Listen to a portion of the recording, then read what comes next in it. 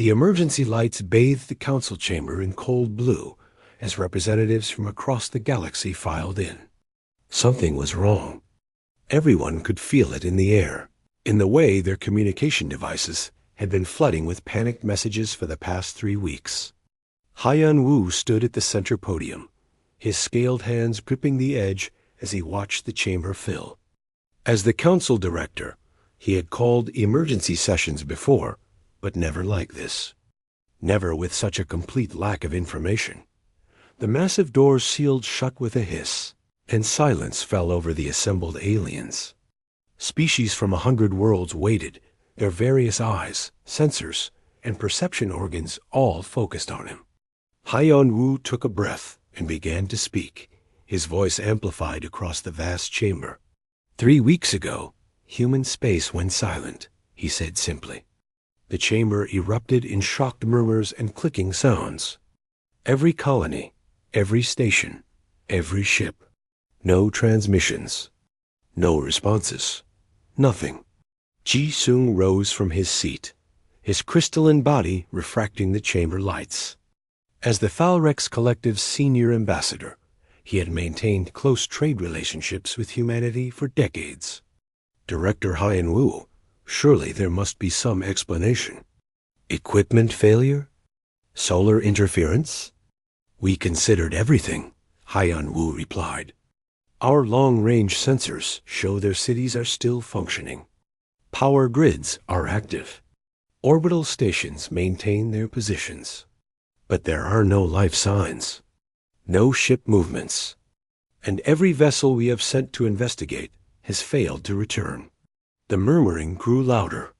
Fear spread through the chamber like ripples on water. Myray stood abruptly, her massive frame towering over the other delegates. The Krynith warrior's 4 arms crossed over her armored chest as she spoke in a voice like grinding stone. This has all the signs of a military operation, she declared. Humans have always been unpredictable. They expand too fast, develop technology too quickly. Perhaps this silence is a prelude to something worse. We should mobilize the defense fleet immediately. Or perhaps we should not rush to conclusions, countered a quieter voice. Deho, the elderly archivist, shuffled forward on his 3 legs. His species had witnessed the rise and fall of countless civilizations, and his words carried the weight of millennia. In all my years of study, I have never known humanity to act with such coordination. They are fractious, divided among themselves. For every human world to go silent simultaneously suggests something far beyond military planning. Haiyan Wu nodded slowly. Deho speaks wisdom. We need information, not assumptions. I propose we send a small reconnaissance team to Earth itself. Observe, document, return with answers. The debate raged for hours. Some species argued for immediate military intervention. Others wanted to claim human territories while they were abandoned. A few suggested this was none of the Council's concern, and they should simply wait. But eventually, Haiyan Wu's proposal won approval. A team would be assembled. 2 days later, Haiyan Wu stood in the docking bay of the Council's fastest survey ship, watching his supplies were loaded. Myray arrived first, followed by a squad of her best soldiers. She said nothing, simply nodded at him with all 4 eyes narrowed in determination. Deho came next, carrying ancient data tablets and recording equipment that looked older than some of the civilizations in the Council. The final member of their team arrived in a shimmer of holographic light. Jiwan, a Syntoid scientist, projected herself into a humanoid form of pure energy. Her kind existed as pure consciousness, able to interface directly with any technology. Her expertise in xenobiology and biological scanning would be crucial. We are ready, Director, Jiwan said, her voice a pleasant hum of modulated frequencies. The journey to human space took 5 days at maximum speed. 5 days of watching the star charts as they passed marker after marker into territories that should have been bustling with activity. Trade stations hung empty in the void. Automated mining operations continued their work, sending refined materials to collection points where no ships waited. It was like watching a machine continue to function long after its operators had died. They passed Mars on the fourth day. The colony domes glowed with artificial light. Haiyan Wu could see the hydroponic gardens still growing, the transport tubes still moving supplies between sectors. But his sensors detected no heartbeats, no neural activity, no heat signatures consistent with human life. "This is wrong," Myray muttered, checking her weapons for the 10th time. No bodies, no signs of struggle, no evacuation notices. They just left everything. Or something took them. One of her soldiers added quietly. Earth appeared on their screens like a blue jewel against the black. It looked exactly as it always had. Clouds swirled over oceans. City lights dotted the night side. Satellites maintained their orbits. The defense grid should have challenged them by now, demanding identification and authorization. But there was only silence. Haiyan Wu guided the ship down toward the Korean peninsula, to the sprawling spaceport that served the massive city below. The landing pad lights activated automatically as they approached, guiding them to a designated spot. The bay doors opened. The airlock pressurized. Everything worked exactly as it should. They stepped out into an empty terminal. The lights hung overhead. A holographic display showed arrival and departure times for flights that would never come. A maintenance robot rolled past them, diligently cleaning floors that no one walked on. The team moved slowly through the building, weapons ready, sensors active. Ji-Wan flickered from point to point, her energy form passing through walls to scan adjacent rooms. "I am detecting trace genetic material everywhere," she reported. "Skin cells, hair follicles, the normal detritus of human occupation. But it is as if they were here moments ago and simply ceased to exist." They emerged into the city proper. The sun was setting, casting long shadows between the tall buildings. Automated vehicles moved along predetermined routes. Traffic signals changed color. Somewhere in the distance, music played from speakers in a park where no one walked. The team spread out, each member searching for clues, for answers, for anything that made sense. Aho found libraries with books still open on tables, restaurants with meals half prepared in kitchens, homes with beds unmade and personal items scattered about. No panic, he observed. No preparation for departure. It is as if billions of people simply stopped existing between one moment and the next. As night fell, Murray's paranoia grew. She insisted her soldiers maintain a defensive perimeter, convinced they were being watched. Haiyan Wu could not blame her. He felt it too. The weight of unseen eyes. The sense that they were not alone in these empty streets. When morning came, Haiyan Wu made his way to the Council Embassy building, hoping their secure systems might hold answers. He entered his office, a room he had not seen in 2 years. Everything was exactly as he remembered it. His desk, his chair, his collection of diplomatic gifts from various species. Except for one thing. On his desk, centered perfectly in the middle, lay a handwritten note. The paper was fresh, the ink barely dry. Haiyan Wu's hands trembled as he picked it up and read the words written in his own language. "We know you have come looking. We are closer than you think. This was our choice." He stared at the impossible message, his mind racing. Humans had not vanished. They had left, deliberately. But where? How? And most terrifying of all, why had they left this note for him, written in a language only his species used, placed on his desk in a building that had been empty for weeks? Haiyan Wu called the others to his office. They gathered around the note, reading it in stunned silence. Somewhere in this empty city, humanity had left them a message. Somewhere in the silence, answers waited. They just had to find them before whatever had caused this found them too.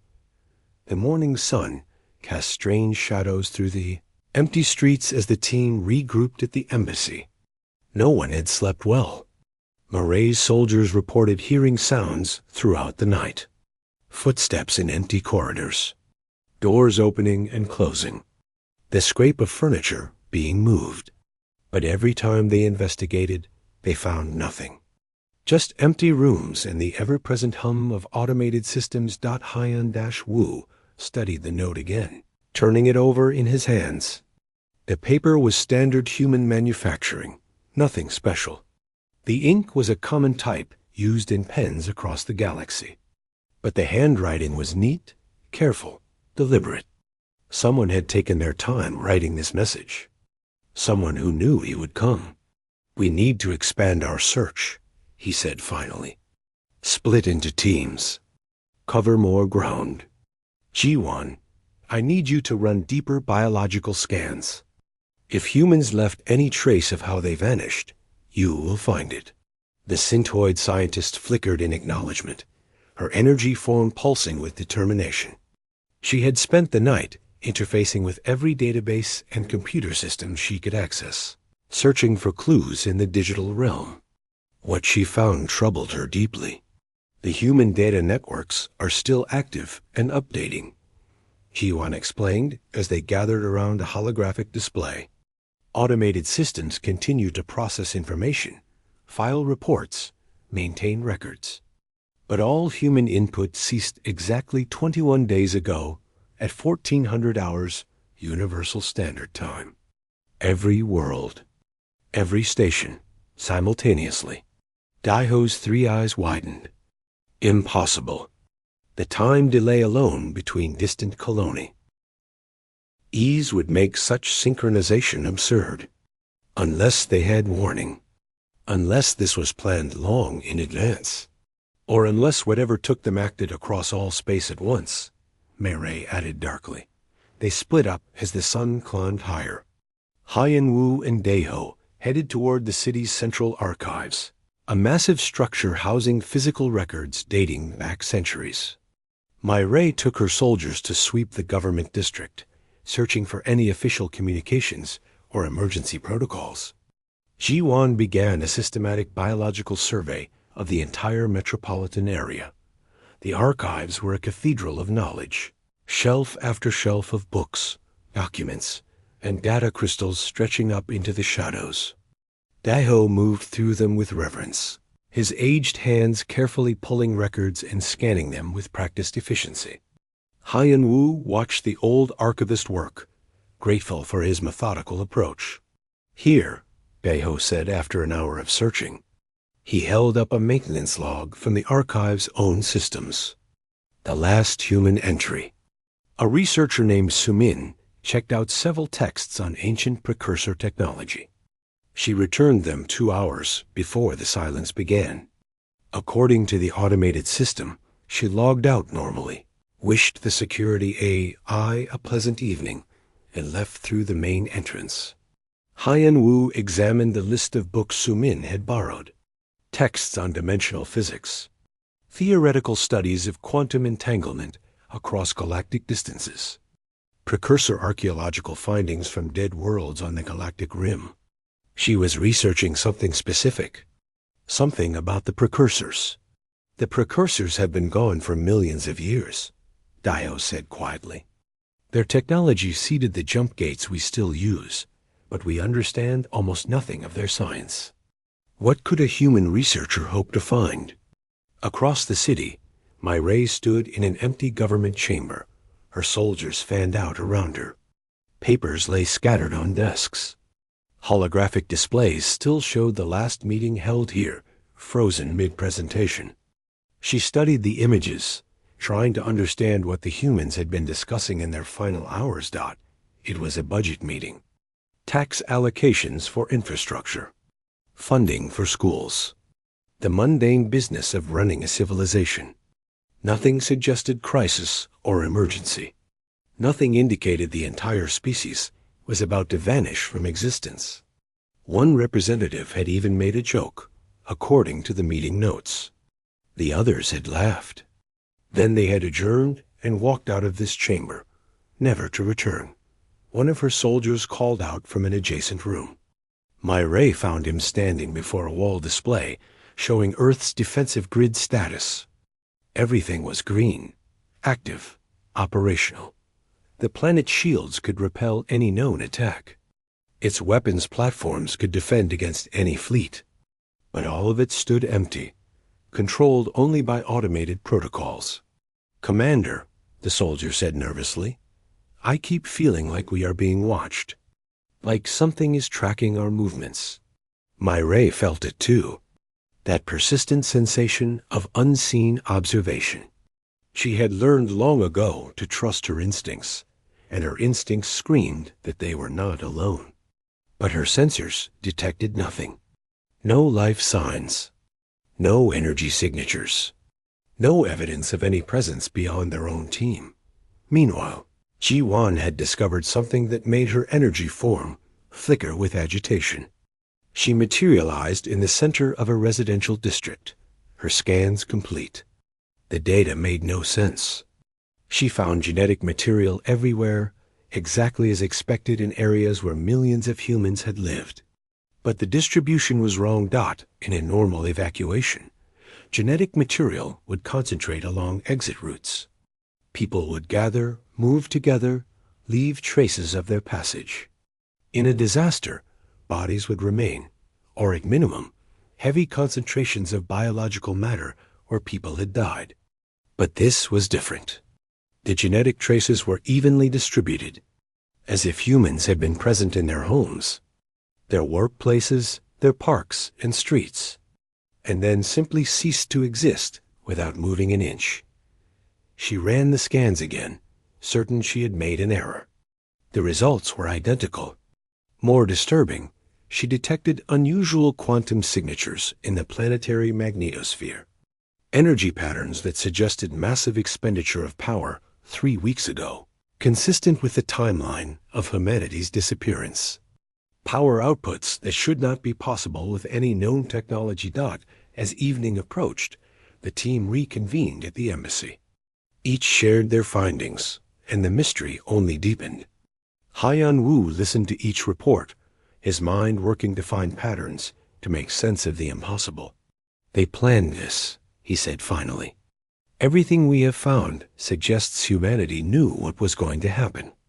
They continued their normal lives until the very end, then vanished simultaneously across hundreds of worlds. That requires coordination, technology, purpose. But why?" Ji-Wan asked, her form pulsing with confusion. Why would an entire species choose to disappear? Daeho had been silent, lost in thought. Now he spoke quietly. Perhaps they were not running away. Perhaps they were running toward something. That night, Myray insisted on setting up a proper defensive perimeter. Her soldiers established sensor nets and automated turrets around the embassy. It would not stop a serious threat, but it might give them warning. As darkness fell, Haiyan Wu found himself unable to rest. He wandered the embassy halls, studying Earth art on the walls, reading plaques describing human history and culture. Humans had joined the galactic community only 200 years ago. In that short time, they had spread to hundreds of worlds, established themselves as crucial members of the Council, and formed alliances across species lines. They were energetic, curious, sometimes reckless, but never malicious. The galaxy was better for their presence, and now they were gone. A sound made him turn. Just a whisper of movement in the corridor behind him. He spun, but saw nothing. Empty hallway. Dim lights, silence, but he could have sworn he heard footsteps. Soft, careful, human footsteps. "Hello?" He called out. His voice echoed off the walls. No response came. He walked slowly down the corridor, following the sound he thought he had heard. At the end of the hall, he found a door slightly ajar. It led to a conference room he was certain had been locked earlier. Inside, the lights activated automatically as he entered. Someone had been here, recently, A cup of water sat on the table, condensation still beating on the outside. Fresh, cold, impossible. Haiyan Wu touched it carefully, feeling the chill against his scales. Next to it lay another note, this one shorter. Follow the quantum trail. We left you everything you need. He grabbed his communication device and called the others. Within minutes, they were all in the conference room, staring at the water and the note. Ji-Wan scanned everything with her advanced sensors. The water is real, she confirmed. Poured within the last 10 minutes. The note was written with the same hand as the first message. Director Haiyan Wu, someone is here. Someone is watching us. Someone human. But your scans showed no life signs, Myray protested, her weapons already drawn. I know, Ji-Wan said, and for the first time, fear colored her synthesized voice. That is what frightens me. Haiyan Wu picked up the second note and read it again. Follow the quantum trail. The energy signatures Ji-Wan had detected in the magnetosphere. Can you track the source of those quantum readings? Ji-Wan's form brightened. Yes, the strongest concentration is approximately 400 kilometers from here. A facility in a mountainous region. I did not think to investigate it earlier, because it appeared to be a standard research station. Then that is where we go, Haiyan Wu decided. First light tomorrow. Whatever humanity wants us to find, whatever answers exist, they are waiting there. As the team prepared for sleep, none of them noticed the figure watching from the shadows outside the embassy. A human woman, young and tired, her eyes sad but determined. Sumin had been so careful, leaving just enough clues, staying just ahead of their detection. She whispered into the darkness, knowing no one would hear. I am sorry. I am so sorry we had to leave you like this. But you need to understand. You need to see what we found. Only then will you know what is coming. Then she turned and walked into the night. Her footsteps making no sound, her presence leaving no trace. A ghost in a city of ghosts. The flight to the mountain facility took less than an hour in their shuttle. Haiyan Wu watched through the viewport as the landscape passed below. Empty highways cutting through forests where no one walked. Cities that gleamed in the morning sun but held no life. Ji-Wan sat in the pilot seat, following the quantum signatures that grew stronger with every kilometer. The facility appeared suddenly as they crested a ridge. It was built into the mountainside itself, a massive structure of metal and reinforced concrete that seemed to grow out of the rock. Most of it was underground, according to Ji-Wan's scans. Deep underground. The entrance was marked with no signs, no identifiers. The Council had never known this place existed. Reading active power systems, Ji-Wan reported as they approached. Reactors operating at 70% capacity. Life support systems functional. But still no organic life signs. They landed on a pad that extended from the mountain face. The moment their shuttle touched down, lights activated along a pathway leading to the main entrance. Doors opened automatically, revealing a pristine corridor lit by soft blue illumination. Someone or something was expecting them.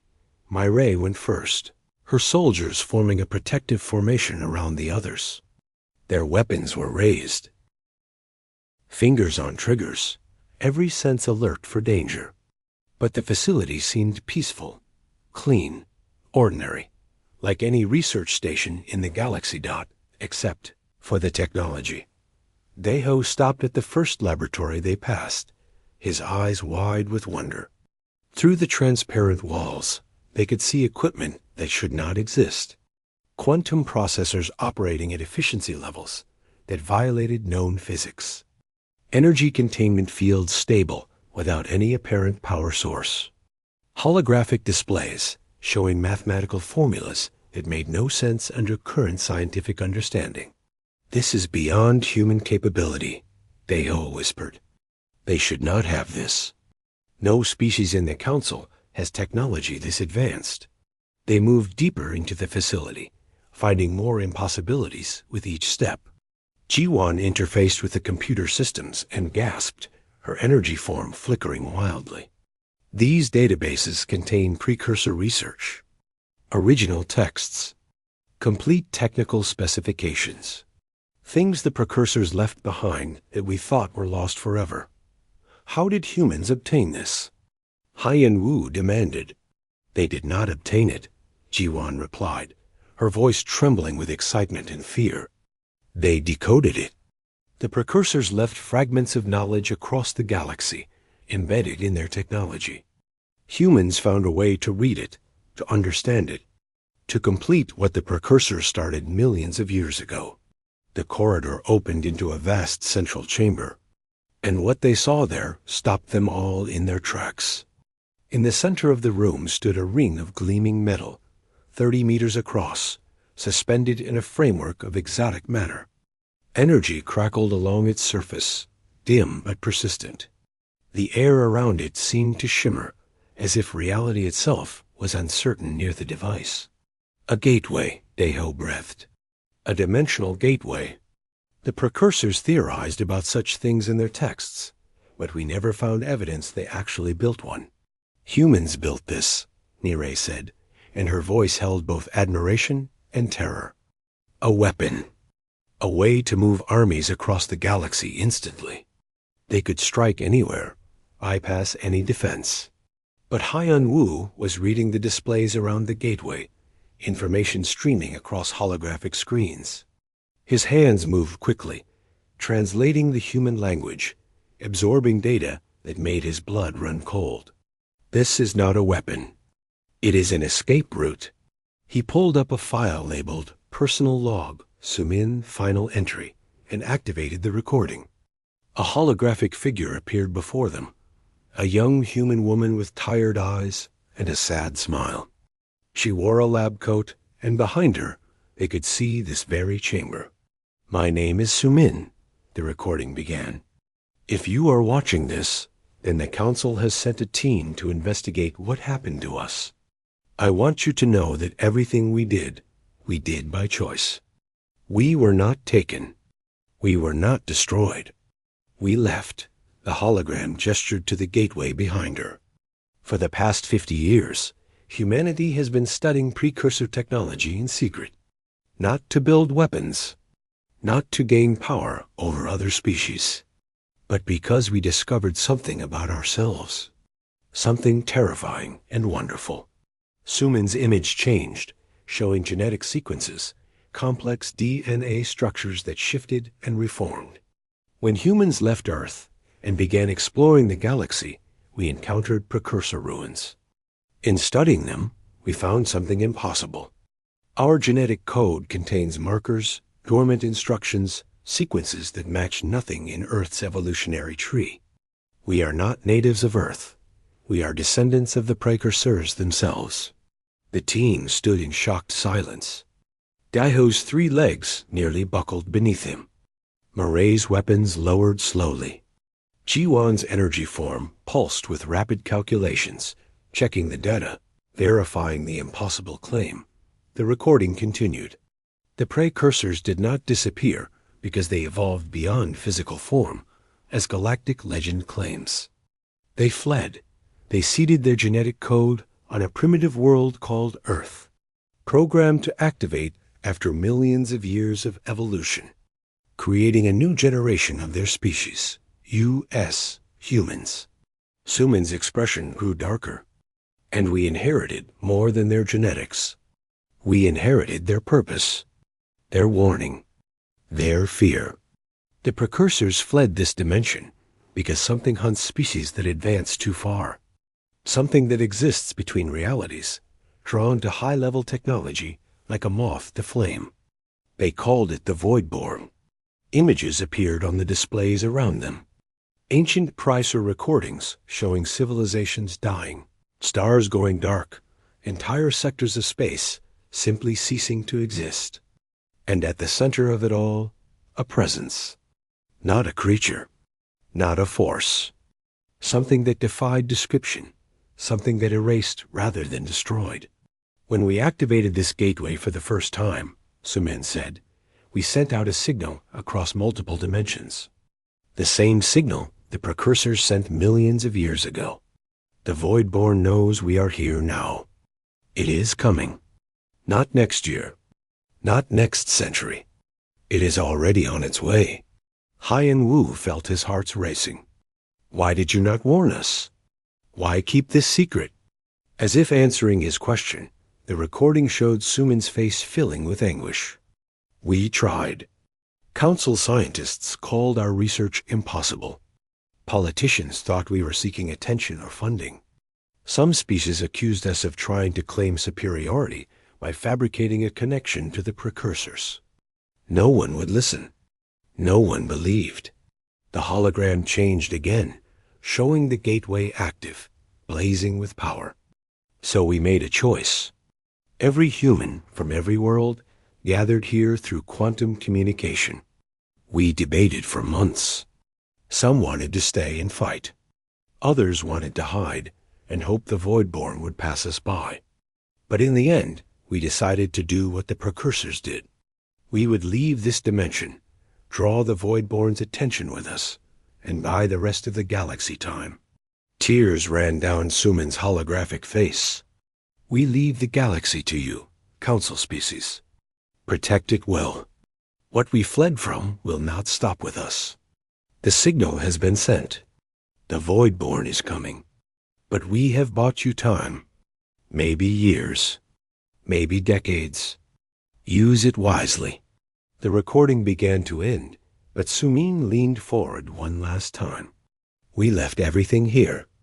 All our research. All the precursor knowledge we decoded. The answer is in unity. The precursors failed because they fought alone.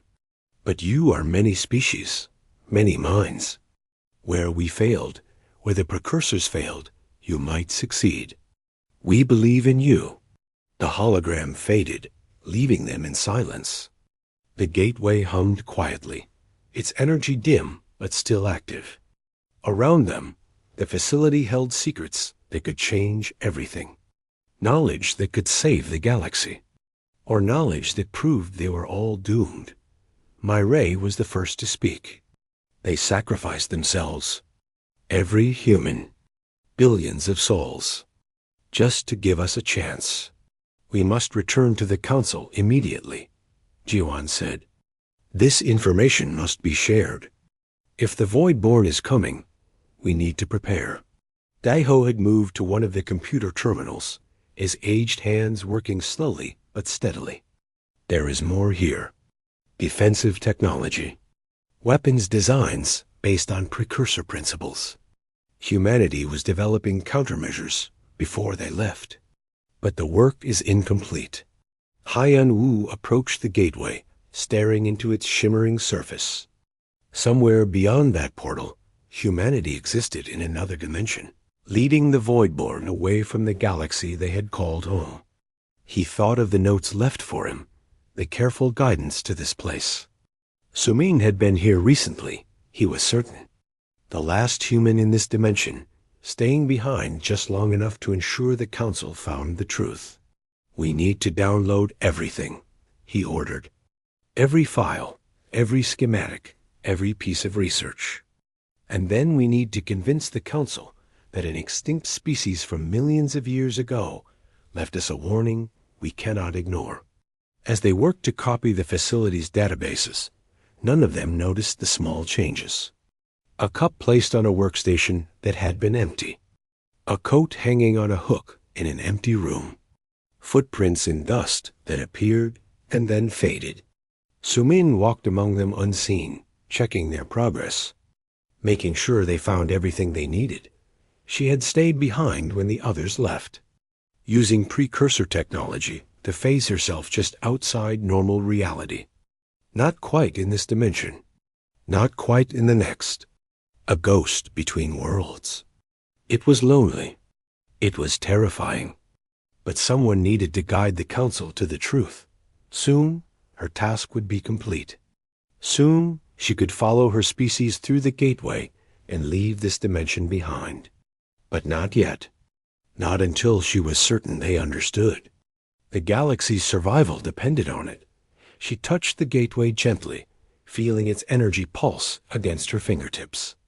Beyond it, humanity waited. Beyond it, the Voidborn hunted. And in this dimension, in this galaxy she loved, despite everything, hope remained. It would have to be enough. The council chamber had never been so full. Representatives from every member species crowded into the space, with thousands more watching through holographic feeds across the galaxy. The mood was chaos. Fear and opportunity mixed in equal measure, creating a volatile atmosphere that threatened to explode at any moment. Haiyan Wu stood at the central podium, exhausted from 3 days of non-stop briefings. The data from the facility had been distributed to every council member, translated into hundreds of languages. Some believed it immediately. Others thought it was an elaborate human hoax. Many simply did not care, seeing only the abandoned territory and resources now up for claiming.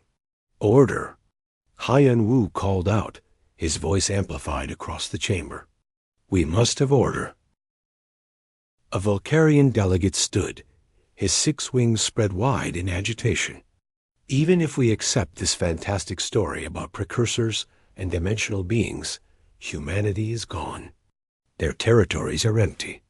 By council law, unclaimed space reverts to common ownership. My people have already dispatched colony ships, as have mine, shouted a Crithian representative. Human worlds hold valuable resources. We would be fools not to take advantage.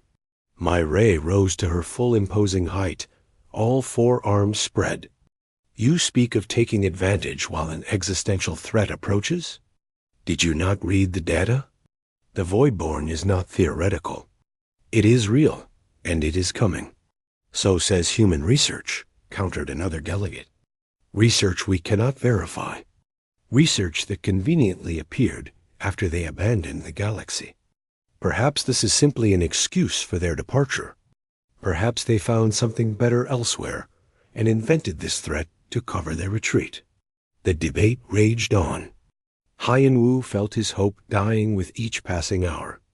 The galaxy was not uniting. It was fracturing. Species saw only opportunity or threat, not the careful sacrifice humanity had made. Not the warning they had left behind. In a quiet corner of the chamber, Daiho worked at a data terminal, his 3 eyes scanning ancient texts at a frantic pace. Since returning from Earth, he had barely slept. The connection between humans and precursors had opened new avenues of research, new ways to interpret ruins and artifacts scattered across the galaxy. What he was finding terrified him. Director Haiyan Wu, Daiho called softly. You need to see this. Haiyan Wu excused himself from the podium and moved to the archivist's station. On the screen, Daiho had overlaid precursor star charts with current astronomical data. Red zones spread across the display, marking areas of space where something was wrong. I began cross-referencing Suman's warnings with historical records, Daiho explained. The precursors left markers, warnings carved into dead worlds. We always thought they were religious texts or poetry, but knowing what we know now, I reinterpreted them. They are warnings about the Voidborn, and they describe symptoms. What kind of symptoms? Haiyan Wu asked, though he feared the answer. Gravitational anomalies, quantum distortions, ships reporting feelings of being watched, and most telling, regions of space where reality itself becomes uncertain. Daiho's hands trembled as he pointed to the red zones on his map. These areas match the symptoms exactly. And Director, they are expanding. Haiyan Wu stared at the map. The red zones centered around former human space, but were spreading outward in a pattern that would eventually engulf the entire galaxy. How long? At current rates? The Voidborn will reach the galactic core in 6 months. It will consume everything in perhaps 3 years. Daiho looked up with his ancient eyes, and Haiyan Wu saw fear there. Real primal fear from a being who had lived for centuries. Humanity did not buy us years or decades. They bought us months at best. Across the galaxy, the symptoms Daho described were already manifesting. On a trade station near what had been human territory, workers reported equipment malfunctioning in impossible ways. Tools would be in one place, then another, with no one having moved them. Security recordings showed empty corridors, yet everyone heard footsteps. Some workers swore they saw shadows moving against the light. Defying physics, Chi Wan had established a network of sensors around the expanding anomaly zones. What she detected made no sense. Space itself was becoming unstable. Quantum measurements that should give consistent results instead showed chaos. Matter existed and did not exist simultaneously. Light traveled in curves that should be impossible. She sent her findings to every scientific institution in the galaxy, begging them to take the threat seriously. Some responded with serious concern. Others dismissed her data as equipment errors or elaborate pranks. The galaxy remained divided. Back in the council chamber, a recess had been called. Representatives gathered in small groups, arguing in hushed voices. Haiyan Wu found Mai Rei in a side chamber, reviewing tactical data with her military advisors. "Can we fight it?" he asked bluntly. Murray's expression was grim. "I have been analyzing every scrap of data we have on the Voidborn. It is not a conventional enemy. It does not have ships or weapons we can target. It is a corruption of reality itself. Our weapons pass through it without effect. Our shields do not slow it. Every military simulation ends the same way. Total annihilation. Then what do we do?" "The facility on Earth held incomplete defensive designs," Mai Rei said. "Humanity was working on something before they left. Technology based on precursor principles that might create a barrier, a way to seal off the Voidborn or contain it. But the specifications require knowledge we do not have." Haiyan Wu felt a spark of hope. "Incomplete how?" "The designs require input from multiple species perspectives," one of Murray's advisors explained, bringing up holographic schematics. "Human intuition provided the framework, but the mathematics require Valkorian dimensional understanding. The energy systems need Thalric's manipulation techniques. The tactical deployment needs Krynith's strategic thinking. And the biological interfaces need synthoid processing. It is as if humanity designed it specifically to force species to work together." "Or perhaps that is the point," Daho said, entering the chamber. "I have been reviewing precursor texts with our new understanding. They failed to stop the Voidborn because they worked in isolation, keeping their knowledge secret even from themselves. Different precursor factions refused to share research. Pride and fear led to their doom." Haiyan Wu understood. Humanity had not just left them technology. They had left them a test, a challenge. The defensive network could only be built through cooperation, through unity, through species setting aside their differences and working toward a common goal. "We need to present this to the Council," he said. "Show them that the only path to survival requires collaboration." The afternoon session of the Council began with Haiyan Wu presenting the defensive designs. He explained clearly and carefully what was required, what was at stake. Jiwan displayed real-time data from the expanding anomalies. Daho shared precursor warnings translated with new understanding. Mai Rei outlined the military reality that conventional weapons were useless. The chamber grew quiet as the truth settled over them. Some representatives still looked skeptical, but fear was beginning to override doubt. You could not fake gravitational anomalies. You could not fabricate quantum distortions. The evidence was mounting, and it was terrifying. A synthoid scientist stood, her energy form pulsing with determination. "I will commit my people's resources to this project. If the defensive network requires our processing capabilities, you have them. A Valkyrian mathematician rose next. Our universities will provide the dimensional calculations needed. One by one, species began to pledge support. Not all, not even most, but enough. A foundation was forming. Hope, fragile and uncertain, began to grow. But that night, as the council adjourned, disaster struck. A colony on the edge of former human space sent out a distress call. The signal was garbled, filled with static and interference.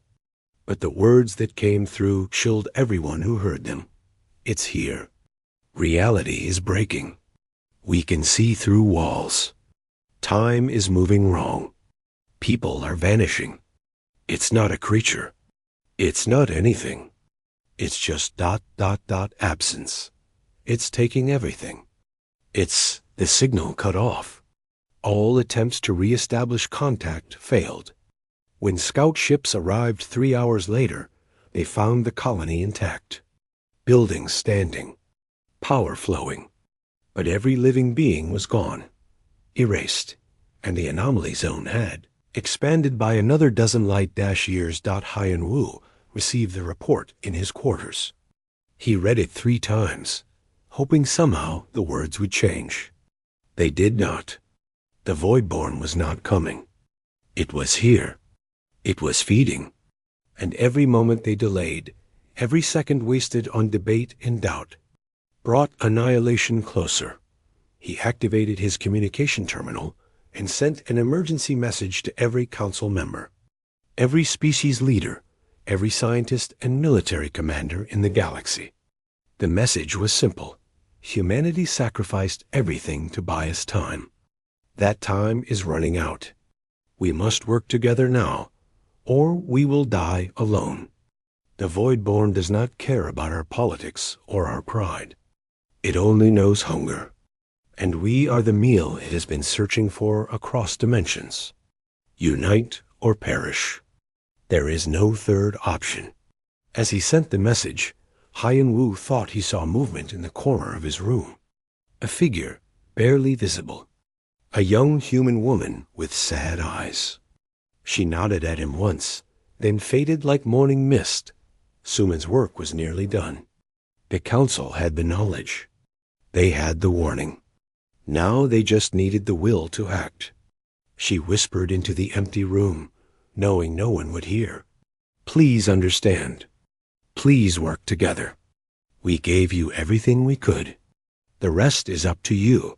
Then she walked through a wall that should have been solid and disappeared, leaving Haiyan Wu alone with the weight of a galaxy's survival on his shoulders. 6 months had passed since the council received Haiyan Wu's emergency message. 6 months of frantic work, desperate cooperation, and growing terror as the Voidborn spread across the galaxy like a cancer.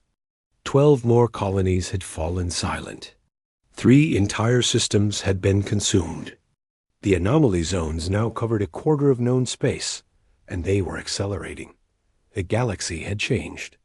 Species that had been rivals for centuries now worked side by side in massive construction. Yards. Valkyrian mathematicians labored alongside Thalric's energy specialists. Krynith tactical experts coordinated with Syntoid processing nodes. And overseeing it all was a tired Haiyan Wu, pushing himself beyond exhaustion to keep the fragile alliance from fracturing. But it was not enough. The defensive network required technology they had not yet perfected, calculations that still eluded them, and time they did not have. Every day brought new reports of the Voidborn's advance. Every night brought nightmares of everything simply ceasing to exist. Ji-Wan materialized in Haiyan Wu's office, her energy form flickering with urgency. Director, we have a problem. The calculations for the barrier generator are not converging. The Valkyrian team says the dimensional mathematics work in theory, but break down when we try to implement them. We are missing something fundamental. Haiyan Wu rubbed his tired eyes. What do they need? They do not know. The human specifications are incomplete. It is as if there is a piece of understanding we lack, a perspective we cannot see. Daeho entered the office, moving slower than usual. The stress had aged him visibly. I may have found something. I returned to the facility on Earth, searching through every database again. Hidden in the deepest archives, I found another message from Sumin, one marked for viewing only after we attempted to build the defensive network. He activated a holographic recording. Sumin appeared, looking even more exhausted than in her previous message. Behind her, the dimensional gateway pulsed with energy. "If you are seeing this," she began, "then you have tried to build the barrier and found it impossible. I am sorry. We did not mean to deceive you, but we needed you to try first, to work together, to see that cooperation was possible before we revealed the full truth." Haiyan Wu leaned forward, his heart racing. The defensive network cannot be completed without the final element. Human intuition. Our ability to see patterns where others see chaos. Our tendency to make leaps of logic that seem impossible but prove correct. The precursors had this ability too, and they coded it into our genetics. But we are gone now, and without us, the mathematics will never resolve. Jiwan made a sound like a sob. Then we have already lost.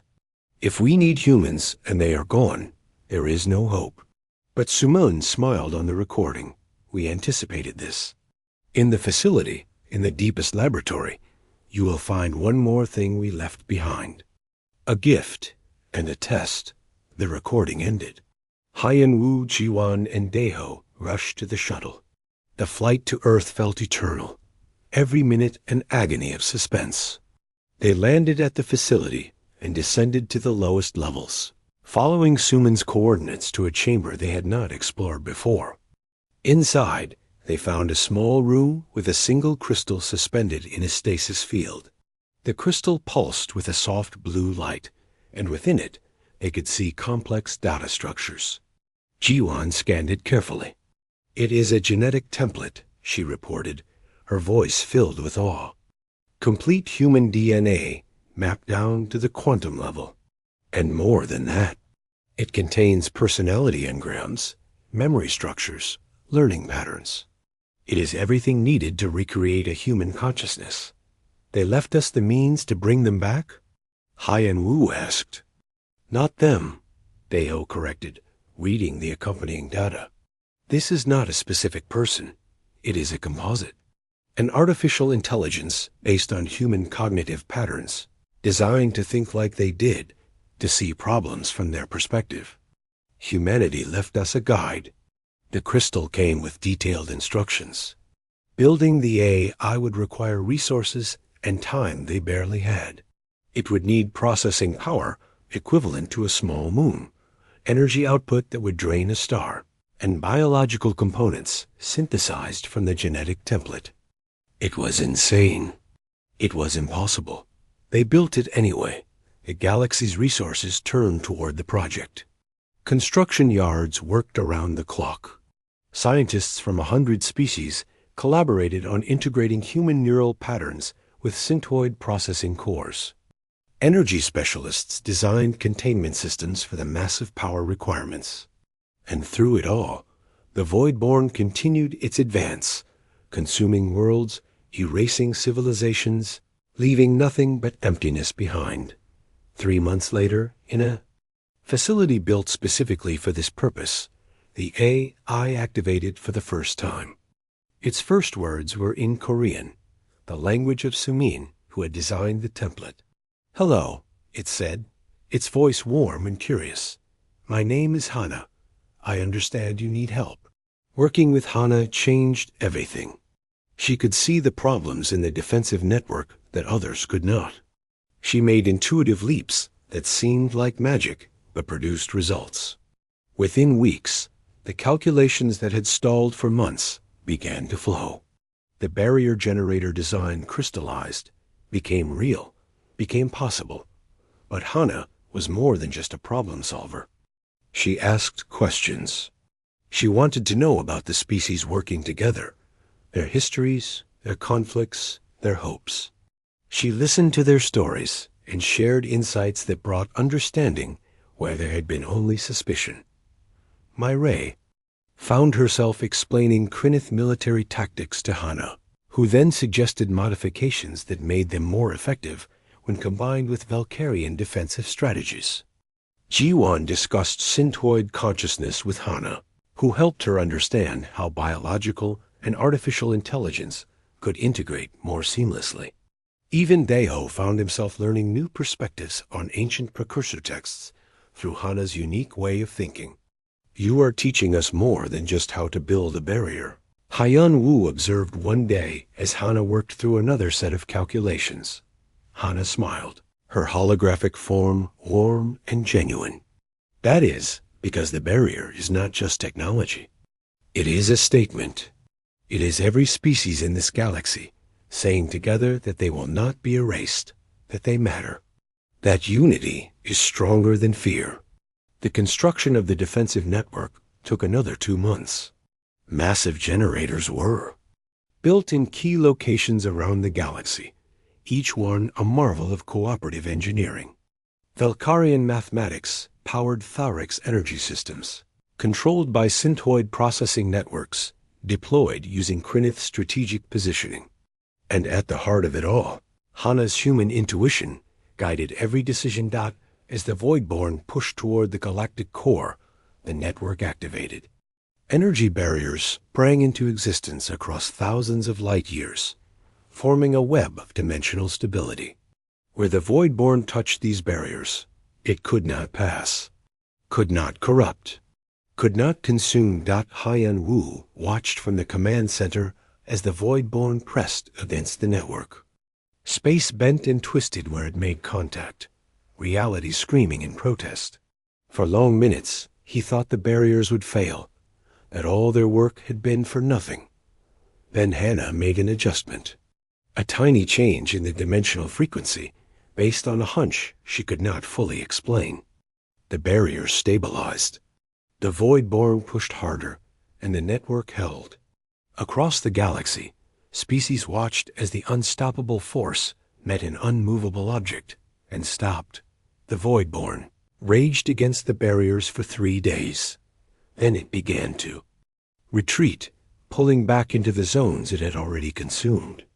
Jiwon's sensors detected it folding in on itself, collapsing into a dimensional singularity. With one final pulse of energy, the network sealed that singularity, trapping the Voidborn in a pocket dimension where it could not spread. The galaxy was saved. In the aftermath, Hyun Woo stood in the facility on Earth, looking at the dimensional gateway that still pulsed with quiet energy. Hana's hologram appeared beside him, her expression peaceful. "They knew," Hyun Woo said quietly. "Humanity knew we would need to work together. They designed this entire situation to force cooperation." "Maybe," Hana replied. "Or maybe they just had faith that when faced with extinction, intelligent beings would choose survival over pride. Either way, you succeeded. You did what the precursors could not. We had help. We had you. We had their sacrifice."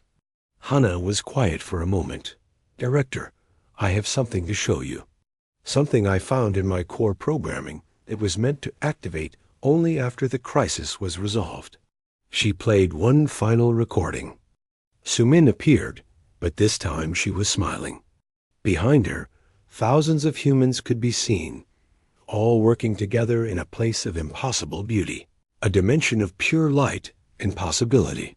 "If you are seeing this," Sumin said, "then you saved the galaxy. You worked together. You proved that cooperation can overcome anything. We are so proud of you. All of you." She gestured to the gateway. "We did not leave because we were afraid. We left because our presence made unity harder. Species saw us as competition, as threats, as unknowns. But with us gone, you had to rely on each other. You had to learn to trust across species lines. And you did." Tears ran down Sumin's face. The Voidborn was real. The threat was genuine. But we also saw it as an opportunity. A chance to give the galaxy what it needed most. Not advanced technology, not weapons or shields, but the understanding that together you are stronger than anything that threatens you. The recording showed the dimensional gateway opening wider. This was always humanity's purpose. We were the Precursor's final gift to the galaxy. Not to rule it, not to save it ourselves, but to teach the lesson they learned too late. That isolation leads to death, but unity brings life. Sumin looked directly into the recording, as if she could see through time to this moment. We leave you Hana as our representative. She will help rebuild what was lost, guide you in under.